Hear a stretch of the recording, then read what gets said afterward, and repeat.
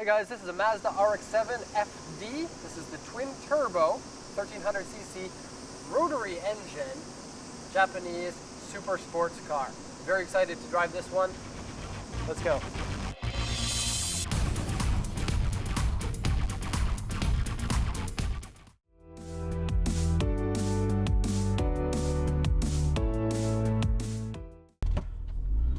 Hey guys, FD RX-7, let's drive. You have to say let's drive now. Let's drive! And this car, again, this is actually going to be, I believe, the final car on the Omoshiro car rental series that we're doing here. So very thankful of them. Straight? Very thankful of them to lend us all of these cars. And this one here is kind of a big deal. Because it's really, I mean, arguably the last rotary engine that people paid attention to. The RX-8 was good. Thank you, Paul. The RX-8 was good, but the RX-7 was great. And so this is a car that I have driven before, and I'm absolutely in love with it. And Paul and I both have fairly distinct opinions about this car, so I think it should be pretty interesting. Are you gonna keep your mouth closed for now? Okay, I'm just gonna put. We're gonna go ahead and we're gonna address it right off the bat. Right? We're here to review a basically stock FD RX-7. This is not a conversation about rotary engines, other than how it feels in this car. And it's not a conversation about whether or not we should be doing engine swaps or not. Is that because you want to do that conversation? No, stop. Yes, I want to do it someplace else. Video? It shouldn't be in this. Okay, so look forward to that. So you guys we'll can talk about how much fun we're having driving it today. Right. So you guys can fight in the comments about it all you want to. And please do, because I want to see what people say. Because about that. everyone's always going to do it. But I promise say, we will voice our opinions about this. Are we allowed to talk about how much we like the way that the engine feels while we're driving it? Yeah, because that's part of the test drive. So definitely. We just don't want to address the swap engine, don't swap engine, our rotary's good, our rotary's bad thing. We just want to talk about what it's like to hop in this car and drive it. I think I'm going to make a list of engines that I really like. There's the 1JZ, the 2JZ. So. It's really funny because based on the first part of the conversation... The 13B? Yeah, I was going to say. Okay, so reasons why this car is awesome. I mean, the easiest thing is that the car is absolutely beautiful, and I think that there's no question there. It's not one of those cars that has polarizing opinions between the people who love it and the people who hate it. Generally, everybody thinks it's a very sexy, very awesome car, and I think as time goes by, we're seeing it's looking sexier and sexier. Because these low-slung, it's timeless. Three-box style is a style that you just don't see on cars very much anymore because of crash safety. The way it was described to me once was that the RX-7, they decided on the engine and they decided on the interior, and then they decided to put the sheet metal around it as tightly as they could package all of those things into it. And it makes sense because the car's very low, the hood is the hood is long-ish, but leaves lots of room in there for modifications, I suppose. Is that saying too much about the engine? The engine's tiny, okay? It's this big. You don't need a lot of space in there. You just need, there's enough in there for a couple of rotary and a couple rotors. Of turbos. Right. And there's sequential turbos on this, which are different from the Skyline GTR that we just drove earlier. In that the Skyline has them in parallel, so you're getting both turbos all of the time. This one here, you're getting the small turbo now, and you get the big turbo once you get more power. And so the reason why people like RX-7s aside, that's faster than the last one I drove. This one actually, it feels like it's in good shape. Okay, the reason why people like the RX-7, well, aside from the good looks of it, is that it is quirky and different. And one of those things is the engine, because it's not a piston engine. And it runs by spinning triangles inside, and I'm not going to explain how specifically that works, but generally the RPM revs up really high, and you get a lot of your power in the higher RPMs, and it's very, very smooth. It doesn't shake the car very much. So it has a unique character to it in that respect. I believe if you'd like to learn more about the rotary engine, that link in the description? Mr. Jason at Engineering Explained does a really good video. I actually like his channel, so. So shout outs to Jay. Is that what you call him? As if I'm his friend. Wait, I've got a nickname for him, Jay Nizzle. Okay. That's what we call it. I don't know him. I've seen his videos. I've never spoken to him. I have one of his t-shirts. Really? Yeah, Can he I have deserved one of his it. t-shirts? He deserved it. All right, yeah, his videos are interesting because especially if you like the technical side of things, because he talks about engineering from a car's point of view, and he's really smart. Anyways, back to the car here. The other one that I drove had stock suspension on it, and this one has aftermarket suspension. So immediately there's a big difference in the way that this one feels. And the stock suspension on this car allows the car to roll an awful lot. And I did shoot a video of the last one, but it's not on this channel. It's on a different channel. Which I don't know. Can I link to that? I'm not sure. It's on my personal channel, and I guess we'll put a link to that because it's not company oriented. And I really liked the car, but I drove an NSX the same day, and it kind of ruined it for me. So this is nice to drive it without having driven an NSX 5 minutes beforehand. And so it just feels great. The interior is good. It's tight in here, but it feels good. The steering is amazing. Yeah. Wait till you see me try and crawl into the driver's seat in a minute. There's back seats in it. That's cool. And the look outside the car is excellent, because if you look at the rear view mirror here, you see like a curvy back waistline, and then the front kind of curves in like this, and you see the two headlights raised up. Retractable headlights are something that I totally miss. Love pop-up headlights. I wonder how many people drive this car and own the car because of the way that it looks, and then put up with the Rotary, compared to how many. Am I getting too far? Yeah, you started to use phraseology that we were going to stay away from. No, I'm not going to give my opinion. You said put up with the Rotary. But I think that that's pretty general knowledge of people that. Listen, don't go down this road, man. It's too early in the channel's life. Is it? We're not going there yet. I've got a decent amount of headroom in here. Gas mileage is not good when it's in boost. You're talking too much about the engine, Paul. No, like I said, for just driving the engine is fine. Opinions of it being good or bad, I don't know. I mean, like I said, other than as from a test drive perspective. Yeah. It's hard to talk about this car without getting into details of the engine, because that's such a pivotal thing about the car. No. I mean, you can talk about the engine, what it feels like to drive it, but we shouldn't be making value judgments, right? On this, because if we start, we're gonna go there. Okay. So I feel like we're not going to talk about the reliability. We're not going to talk about engine swaps. I kind of want to get out and just take a look at the car for a little bit before. Yeah, we're just going to leave you. That's it. We're done. We're just going to stare at joking. it for a little while. Don't leave us, please. Okay, now watch me try and get in over here. Please move the seat all the way back before you get out.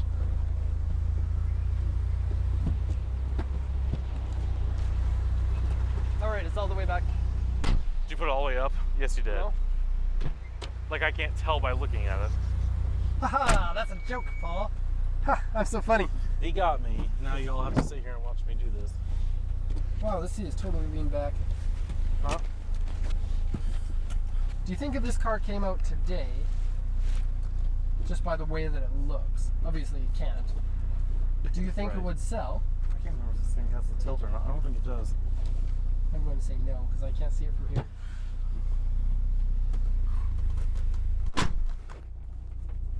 I wasn't watching. Was it hard to get in? I can fall into it. That's not really the issue. The issue actually is not going to show up on camera, to be honest. And that's when you're a big boy and you got hockey legs like I do. That got even bigger. I don't have hockey legs. You end up with, you can't see it, but the bottom of the steering wheel is basically riding my crotch. Touching your package. Yeah. It's kind of cool to watch, actually. So if you're, this is a fair point. If you're wide hipped, if you got a big old butt on you or something like that, and you sit high in the seat, it'll push you, and then go backwards. It'll push you. You know, it pushes into your crotch. I will say this though, that it's more comfortable for me than driving Z32 300 twin turbo. Right. But as you can see, as I left the clutch, it's rubbing my pants and leg. I'm kind of glad that I got to drive second on this one. Right? I mean, you covered over a lot of the major points. I've got traffic here. This is good. That, everyone, is a Toyota Noah. That is a Harrier, also known as That's the a VIP car, remember? That's cool. Don't want to go X. out and around. I wonder if they can see the Mark X there. I don't know if it was there or not. Just be patient. Yeah, I'm going to. I'll wait till they all clear out. I kind of wish we could talk about the engine in this. I mean, we can talk about what it feels like to drive it. I mean, it revs freely. It's got decent power. It doesn't feel as much torquey as it does revy, right? I mean, no. Or no, it's the other way Absolutely, around. you're getting more power in the higher RPMs. Right. So that's nice. It's got standard horsepower. These have between 220 and 280 horsepower, depending on the year that you get. They raised it in the later years. And so possibly the one that I drove was an early model one, but I don't remember. All right, so let's talk about something awesome about rotaries Okay. and the RX-7. I can relax now that I can talk about anything. Right. So one of the things. Can I make rules for the next one about what you're allowed to talk about? Am I allowed to talk at all in this one? So. Wait, I was going to say something. Okay. No, just joking. Okay. So one of the things about rotaries that's really awesome is they're not laggy. Rotaries build boost very quickly, which is kind of an odd thing, thinking it's like 1 point. They always list them as 1.3 when really they're kind of 2.6, but because they're 1.3 times 2. No, they're not. They're 0.65 times 2. No, 1.3 times 2. No. The 13B?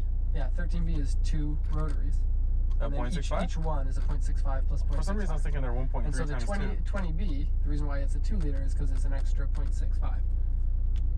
And so you get three rotors. My knowledge has left me on the rotaries. That's fine, but you are kind of right in the respect in that it is a higher displacement because you're getting a compression not similar to the way a piston engine has 4 cycles. Right. So since it's doing everything all the time instead of cycling. Right. So a piston engine, the 4 cycles are, it pulls in the fuel, it compresses, it fires, and then it pushes out. And so that's why it's called a 4 cycle. The way a rotary works is all of them are happening you at once. basically get your combustion before you make another RPM on your engine. And so it is unique in that respect. And it doesn't give you the power in kind of pulses, is what people will say with a piston engine. It just gives you very, very smooth power delivery. And in my opinion, it sounds really awesome. And the 787 sounds awesome. Because I've gotten to hear it in real life. Is gotten an okay word to say? Did I just mess up my English? That's close enough. You're not an English teacher. So yeah, I mean, the power delivery of a rotary is really nice. The handling of the FD in particular is really good. The suspension geometries on this car are fantastic. This one and this one. Yeah. 50-50 weight distribution is what everybody talks about when they review this car. Yeah. Which is funny because it's not really true. I think it's like 53-47. But please look it up. I don't want to be the one making everybody be wrong. I believe the RX-8 is 50-50 though. I don't know. This is a different car than the RX-8 was, and it's sort of a really different car than the FC was. This was a humongous leap. Right. From that to this, and I don't know. I mean, like, there's so much. I mean, we'll have to wait till we have to do like an RX-7 special to talk about all the other stuff with it. I mean, they're pretty comfortable. The vision's good in them. The suspension's good, and the handling's excellent in them. Like I said, without going in circles about that engine, but if you're a big size, thinking about things. it is. I mean, if you're a big size, it can be hard to fit in. If you're a smaller guy, it's nice and easy. It's hard to fit in. Let me put this thinner. If you're a thinner guy, because you could probably be 6. I mean, I've got the headroom here. Enough. If you could be 6 foot plus and probably drive this, it'd be good all day long. I got a friend who can barely fit into it, but he is, I think, 6'10". That's humongous. And it's possible for him to drive it, but probably kind of like this. Right. I'd like to see a picture. Shout out to Ben from FBI. He's got a YouTube channel. Yeah. You can check that out. He's the humongous guy. And he does these interior car drives similar to this. And then when he's driving, you can see how he fits into the cars. So if you're a big guy, it's a good channel to check out. Also, what was I going to say? The RX-7s have the plus of you can make lots of cool 7 puns. Did you prepare this for today? On like on your license plate, or like 7th heaven and all that kind of. Can you think of another stuff? one? So that's kind of fun. I'm sure RX-7 guys, RX-7 people. How about 7 deadly sins? In the comments, let's have them. All of your Rotary RX-7 puns. Another chance to go fast. Yay! Whoa! It's good. It is. It's fun. Fun car. What's really nice, actually, I'm going to do a throwback here to Omoshiro because it's nice that he has these cars for rent, and this one is obviously running really well. Right. He doesn't have some trashed out RX-7, which, he didn't cheap out and buy one that's trashed out. He got one that drives like it's supposed to. You drive this, you know what an RX-7 is supposed to feel like. And that's a good point, because there's a big difference in price between the trashy ones and the good ones. And the reason for that is because it's not a car you want to get a trashy one of. I'll just put that simply. Yeah. I mean, it's true. I think so many people know about the elephant in the room right now. It's fine. Like I said, you know what? If they want to have fun with it, let them guess which side we both stand on. I think that there's enough information in order to pick. We can do that. My first actually experience with an RX-7 was an FC, and it was when I was about 14, and it was somebody who couldn't start their engine in the parking lot. But when I was 14, the FC was almost a brand new car, so I was a little bit confused. I thought only old junker cars couldn't start, and here this guy couldn't start his engine in the parking lot. What's really funny is, like, my best friend from high school drove an FC. We used to ride around town all together, and so I have a lot of really happy memories with that car too. I used to think it was such a hot-looking car. The FC is a good-looking car. I like FCs a lot. I think they're the kind of car that's going to appreciate in looks over time. Well, they're one of those ones like the S13s too, right? It's really hard to find one in good shape. Right. I mean, Japan's got a number of them that are in really good shape, but other countries usually don't. I'm not too sure why that is. I think they sold like crazy here, because like FD is in Japan. There's certainly a ton more FDs here. So many of them, but in the US there's almost none, and the crappy ones are even expensive. Yeah, here, just in case y'all didn't know, FDs you can find them everywhere. Like, I mean, I don't want to do too much about if you like auction sites and you watch them, you will find that there's always like buckets of them for sale, basically. Right, in multiple different states of tune. Right. Anyway, that's going to be the end of the video here. Yeah, thanks for riding with us in the Rotary RX-7. I think this is the last one we're going to do today, actually. So everybody's tired, and I'm all doped up on anti-sick pills at the moment. Also, it's pretty cool because we did the RX-7 last, and we got it back here, and it didn't blow up. Is that why you didn't want me to talk about it? No. Because you wanted to go out in a cool fashion like that? No, but I thought we should go out like that. Thank you guys for watching, and that's it. Ride with us. Bye, guys. Bye.